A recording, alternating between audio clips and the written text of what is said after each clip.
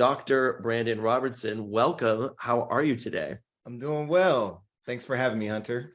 Yeah, so good to have you here. You know, right out of the gate, I just want to say I can see the vibe with the music. You know, you got your jazz and classically trained music in your story here, and it looks like you still play, huh? Yeah, I do play. I mean, these are all artifacts of past and present self. You have the drum set off camera, these instruments. I'm not a guitarist at all, but I had to learn how to play them when I was teaching. And then you can see some of the little things from Riot that, you know, we have our echo up here and some of our characters that I've gathered along the way. So this is my workspace, and it kind of tells a story as well. I love that. And fantastic lighting, by the way, too. Oh, thank you. So you have this background in classical and jazz music, and as well as learning and education. So talk to me about the journey to Riot Games. Yeah. Well, first of all, I think I've always prescribed to, funny enough, I think the jazz piece is a really important aspect of it. I started my music journey in classical music, and I felt very restrained. Like my father used to literally have to fight me to play the piano all the time and to practice. And then an uncle of mine showed me a jazz scale, and he was like, now you can mix the notes up in whatever way you want. Like you don't have to fit into playing it just this one way. You can play however you want. I literally practiced for hours and hours and hours after that because I was learning something that allowed me the freedom to improvise. And so I think my career has been a long reflection of that, where I've gone after something that I was engaged in and really passionate about, but also found new opportunities within that space to grow and not been fixed on, you know, in order to get to this goal, I have to do this first. I literally studied music in college and then started to teach, and then got the opportunity to teach or to start a music program at a school, and then got passionate about students and went to college and started to help students with their life careers, and then said, hey, I've been doing this student thing for a while, so what else is out there? And so every step of my career has been an improvisation on a passion that I've had and a direction I wanted to move. Oh, I love that. And just personally, I identify with what you're saying too. And you're kind of, for me, it was a mixture of, so my grandfather was a classically trained musician, and my dad is a jazz musician. Yeah.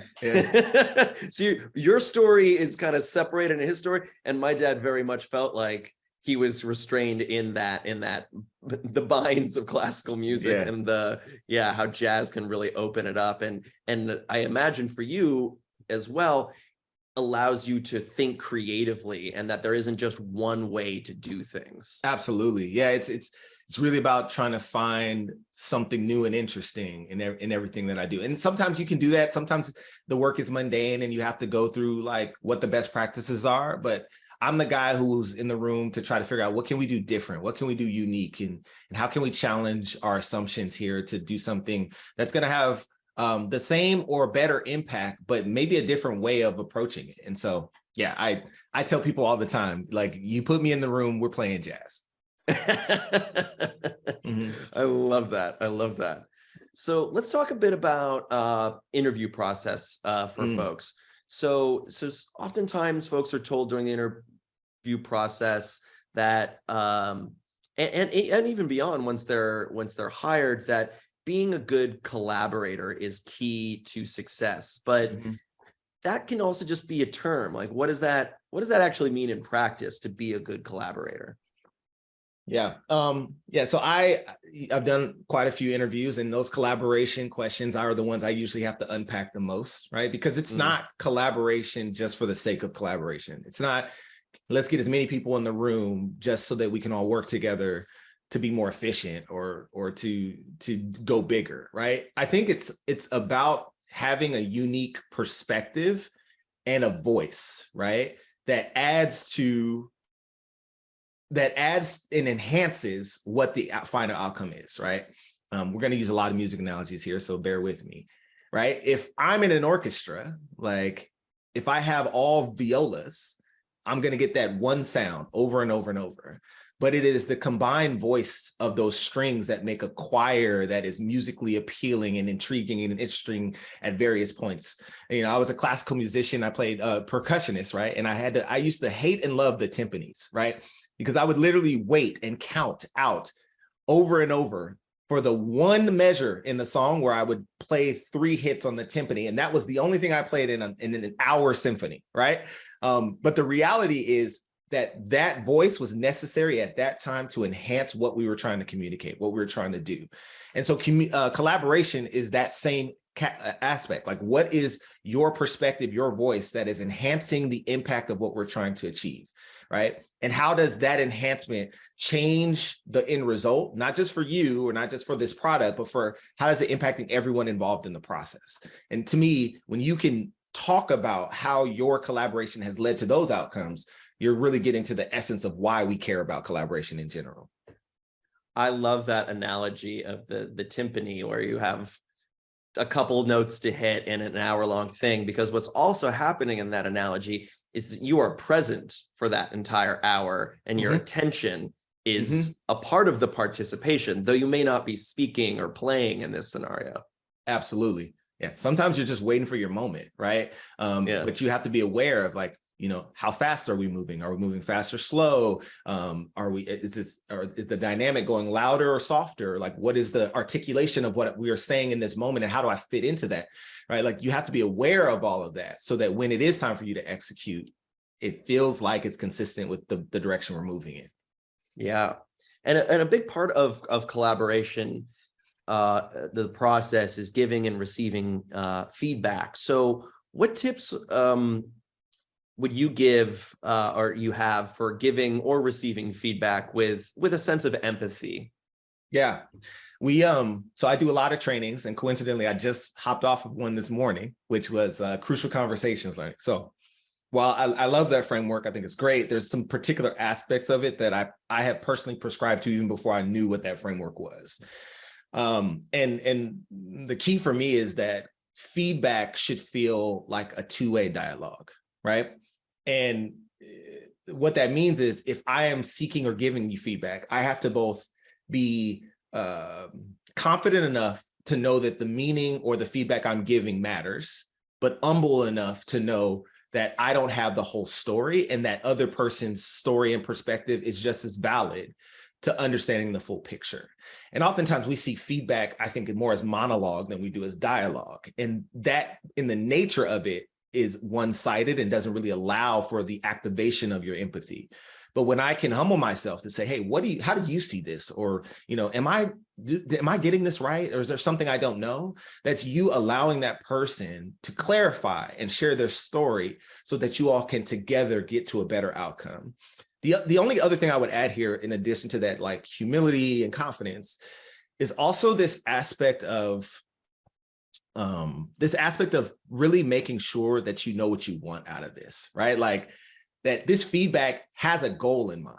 And oftentimes, if we get stuck in this, like, the goal of this feedback is for you to hear me or for me to be right, then we're not really getting to the heart of why we're even delivering it. And so remembering the why, and then knowing how you can give room to provide both safety and allow someone to pour meaning into the conversation, is going to be a really great and effective way to give feedback, or essentially just effectively communicate. Yeah, because I love what you're saying there. The why is so important, because if there is a goal with, maybe you're trying to hit a certain note or trying to get to a certain point in this game or what this project, whatever it is, there's the goal. But if it's, I'm your boss and I need to say something now, then is it really the time to say anything at all? Actually, or maybe there's no notes in that moment. Yeah.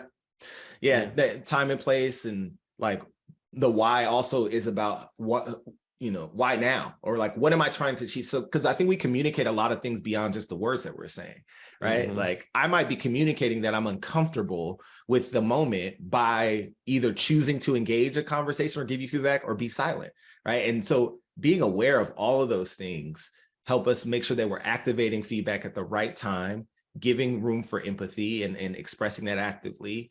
And also, like, giving people the opportunity to share their stories, right? Because we don't know it all. Absolutely. And I love that that goes to your point about humility. Yeah. Yeah. Absolutely. And with humility, what about receiving feedback? Well, let's say you're getting feedback from someone that knows how to do it in the ways that we're talking about, but it can still be uncomfortable, right? Mhm. Yeah. Yeah. How do we So manage that? for sure. So I think that I have two kind of ways I think about this. The first is that, so I'm a dad, right? And my daughter is an active soccer player. She plays club soccer. And, I'm also doctor dad, right? Not EDD, but like physical, like, oh, this hurts, or I scraped myself, or I fell, right? And whether it's my daughter or my son. And the one thing that they know is that when they come to me, I'm going to help remedy the situation. And because they trust me, and they know I love them and I care for them on a regular basis, even if I have to put some antiseptic on their wound and it stings when I first do it, they trust that the end goal is that there's going to be healing that comes from it. And so them receiving that is with trust that the healing, that the sting that they feel like, oh, this hurts right now, but it's necessary for me to mend this wound, right? For me to heal this moment. That has to be developed. It has to be cultivated. So for a receiver, like being able to lean into trying to gain that trust is important.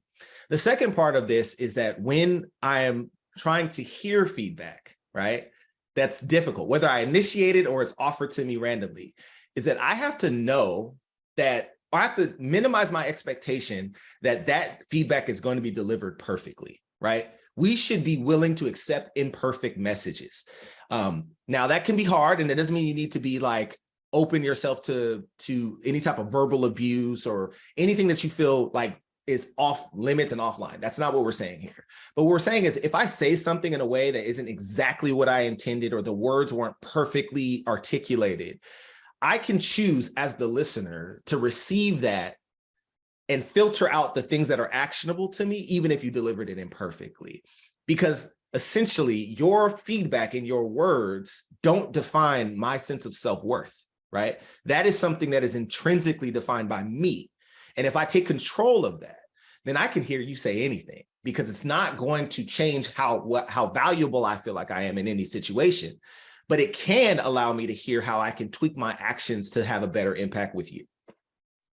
I love that. That's so important. And I love the offering of be willing to accept imperfect messages. Mm-hmm. I love it phrased that way. Thank you for saying that, because it is so easy to misspeak. We're all human, we're infallible, nobody's perfect.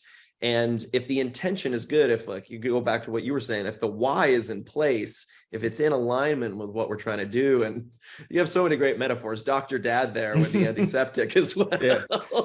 If the sting is worth the healing, that we can filter that and to not make it about a personal attack, knowing my own sense of self-worth is defined by me and not by necessarily positive or negative feedback. Mm-hmm. Absolutely. Yeah.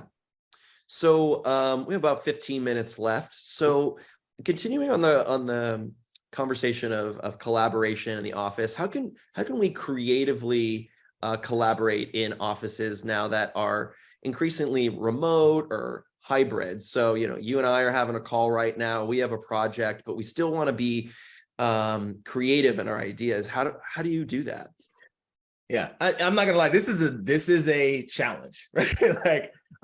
We are increasingly becoming a more dispersed workplace, or the forms of work are dispersed. But I do think it's pushing our technology in a way that is trying to adapt to that. And so I think it's really intriguing to see even just this platform. I never knew that this platform, Zoom, could also do live streaming, right? And I'm learning this now, right? But we've seen. I work at at my church. I'm on the media team, and I've seen how we've had to adapt even our church services to reach an audience that is no longer present, and like how over time we've had to change that strategy and adapt it to what is the end goal we're having. So I think that what it ultimately comes down to is you have technology as a tool, but define what the impact you're trying to have is when you say collaboration. And then you can effectively utilize the tool to accomplish those goals. So if we're having a working session or a brainstorming session around an upcoming project, the tool might be that we have a whiteboard, right? A digital whiteboard that we use a lot of Jamboards at Riot, right? So I have a Jamboard or a Miro or something where everybody can add their inputs, they can add comments, and we can collaborate synchronously, right? But perhaps I'm also got to question whether or not synchronous engagement is the right move, because we also live in a world where people have back-to-back meetings, and then they're doing work after hours. So how are we taxing people? So I think understanding both what is the impact you're trying to have, what tools get you to that impact, and also what are the adverse responses to the way that we're working now that we want to account for, so we don't burn people out, we don't make people feel disconnected or disengaged. That really, having a good perspective of all those aspects and activating them to serve you in the moment is going to be essential. Yeah, I love hearing about how you have each scenario is going to invite a different way for that communication, for that collaboration. So can you share about maybe different techniques or technical tools that you find helpful in improving collaboration? Like you said, it continues to change, and we're continuing to adjust and modify all the time. Yeah, I'll give one good example for like using Zoom, right? When we first started using Zoom back in 2020, and you got to keep in mind, I'm a teacher. Like, I was an in-person facilitator, walk around the room. Like, I want to get back channel and feedback. I want to get close in proximity so I can hear what you're talking about. So the idea of like breakout rooms and all these other like segmented ways of technically adapting these in-person tools were a little bit hard to adapt to. But there were also some really great tools in Zoom that we didn't have when we were in person. So like the reactions, the chat function, being at Riot, we love us a good Twitch channel. And if you ever watch Twitch, the reactions and the comments are constant. Some of them are trolly, but a lot of them are really great. And it's feedback that you can use as a facilitator and as a learner. You can engage in really two forms of dialogue. I have the chat that I'm engaging in, and then I can raise my hand and talk. And so you have these simultaneous functions as a facilitator that you can interact with that you don't really get when you're in person. So if there's any facilitators or training leaders or folks who have to do a lot of meeting leading, use the reactions, use the chat. I just led a class where the folks were in Hong Kong. It was last night. And so I was on a call from like 6:30 to 8 in the evening, and it was their kind of early afternoon. So we used Google Meet, and I was facilitating virtually. They were all in person. And to me, that instantly was like a potential disaster. But we use companion mode. That's a new feature in Google Meet that's really useful, where they all have their laptops and they can chat and engage and see my thing right in front of their screen, but I can talk to them and still see all of their interactions. So we actually merged the best parts of virtual with the best parts of in-person. Now, it was a little quirky as a facilitator, but it got a lot of the work done that I would have originally pushed away, because we don't do like some people in person, some people at home, right? Like it just typically doesn't work. But I think things like companion mode in Google Meet, using reactions and chats effectively, are pushing us closer to truly hybrid collaboration. That is so awesome. I love hearing about that's the first time I'm hearing about that new tool. And I love to see and hear how here's a new tool and here it is in action that you're using literally just last night. That's so cool. Yeah. So when you're working in your teams, when you have, diverse sets of viewpoints and backgrounds, how does that improve, successful collaboration when you have more different points of view coming in? Yeah. So it makes it better, right? I mean, one of my favorite meals, we do it once a year, every year in my family. It's like a family tradition. It's Christmas gumbo pie, right? That sounds amazing. Right, yes, out of the gate. It's great. I can't get too much of it because it's like sensory overload for me, right? Like it's so amazing. But the thing that makes gumbo great is the role that each of the individual ingredients, as vastly different as they can be, are, right? My gumbo pot has chicken, sausage, shrimp, crab, and that's just the meats, right? And to make it like all meld together and all the flavors stick to everything, you have a roux that's made from flour and oil, and you have to put that together in a way that thickens up the soup, right? Every ingredient has a specific role that is different than the other ingredients, but without any one of them, the pot doesn't come together, right? And I think that's really reflective of the world we live in. Like, we can have a certain group of people in a room to give us perspective on a thing and completely miss the mark because we miss some essential ingredients in their voices in that same room. And then we don't end up with gumbo, but we end up with some kind of chicken soup, right? And that chicken soup is essentially a watered down version of what we were trying to get because we just didn't have the right ingredients in the space. So I think we just need to acknowledge that we need more ingredients and we need them to function specifically to what we're trying to achieve, right? We can't, I think I'm really lucky to be at Riot where we're starting to think about this really deliberately. Like, just behind me, there's these two figures, right? One of them is Senna. And Senna is a character that we put in a game that was really the opportunity for us to get it right. Personally, my wife actually helped with that character, or she was an advisor on that character. And one of the things that they spent so much time on is getting Senna's hair right. Like, the character was influenced by like African-American features, and she's one of the fewer Black characters in our games. But we were like, we gotta get it right. Like, she has locks and how they're adorned in a specific way. You can tell I have locks as well, right? Like, it's a very specific, you can either execute it really well or horribly. And the reaction the impact of that will be super serious for the folks who live that experience every day, right? And so it's important that we have the right voices in the room to get the feedback we need to get to the best outcome. And when we don't, we miss it. And I'm seeing that, like, yes, Riot is doing that, but I'm seeing that more of a trend in the gaming industry we're trying to get better at. And it's a slow process because, to be honest, there's not a lot of folks of color in that industry, and we're working to change that. But you can see the trajectory going that way. So I would just encourage folks, if you're watching, if this is something, if there's a similar issue like this in your industry, invest in those voices in the room because they're going to help you get to a better outcome. And the most delicious gumbo you've ever had. Absolutely. Absolutely. I love that advice. I love that analogy because my mouth was literally watering at the first half, and then it started to fade a little bit during that watered down chicken soup. And I was like, oh, the metaphor is actually living in my body right now. I love it. Love it. Yeah. So in just the last couple of minutes here, if you could go back to the beginning of your career journey, before you were a teacher, before you were getting into this, maybe you're just starting, you're still studying music, what advice would you give yourself to be a stronger collaborator? And for those folks that are starting out now or looking to make a shift now? Yeah. I think early on in my career, like early on, I was a little hot-headed. And, you ask some of my closest friends, I still am. Very confident, very like, I got to figure it out, right?